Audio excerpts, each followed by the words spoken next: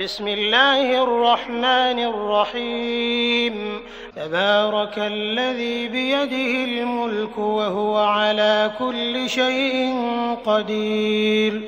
الذي خلق الموت والحياة ليبلوكم أيكم أحسن عملا وهو العزيز الغفور، الذي خلق 7 سماوات طباقا ما ترى في خلق الرحمن من تفاوت فارجع البصر هل ترى من فطور ثم ارجع البصر كرتين ينقلب إليك البصر خاسئا وهو حسير، ولقد زينا السماء الدنيا بمصابيح وجعلناها رجوما للشياطين وأعتدنا لهم عذاب السعير، وللذين كفروا بربهم عذاب جهنم وبئس المصير، إذا ألقوا فيها سمعوا لها شهيقا وهي تفور تكاد تميز من الغيظ، كلما ألقي فيها فوج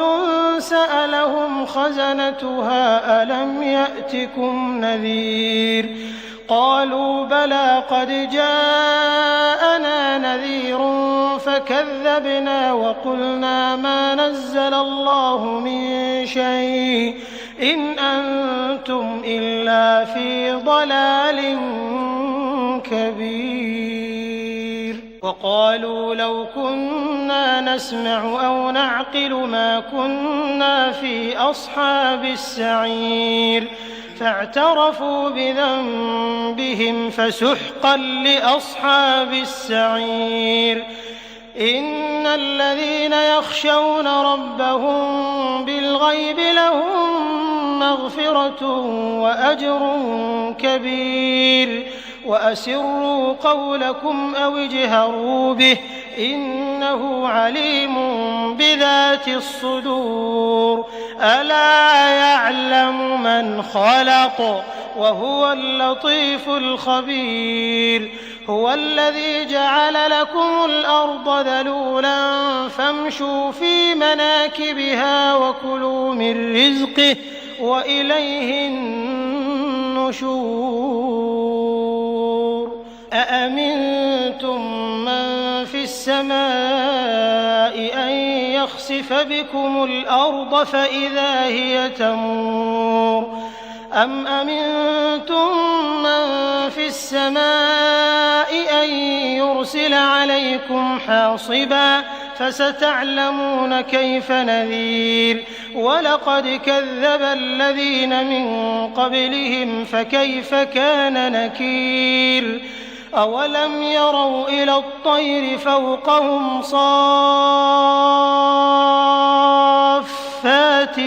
ويقبضن ما يمسكهن إلا الرحمن إنه بكل شيء بصير، أمن هذا الذي هو جند لكم ينصركم من دون الرحمن إن الكافرون إلا في غرور، أمن هذا الذي يرزقكم إن أمسك رزقه بل لجوا في عتو ونفور، أفمن يمشي مكبا على وجهه أهدى أمن يمشي سويا على صراط مستقيم، قل هو الذي أنشأكم وجعل لكم السمع والأبصار والأفئدة قليلا ما تشكرون، قل هو الذي ذرأكم في الأرض وإليه تحشرون، ويقولون متى هذا الوعد إن كنتم صادقين، قل إنما العلم عند الله وإنما أنا نذير مبين، فلما رأوه زلفى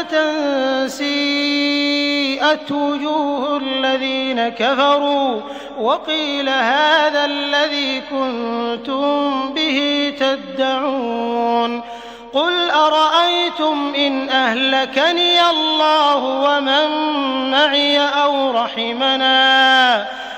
رحمنا فمن يجير الكافرين من عذاب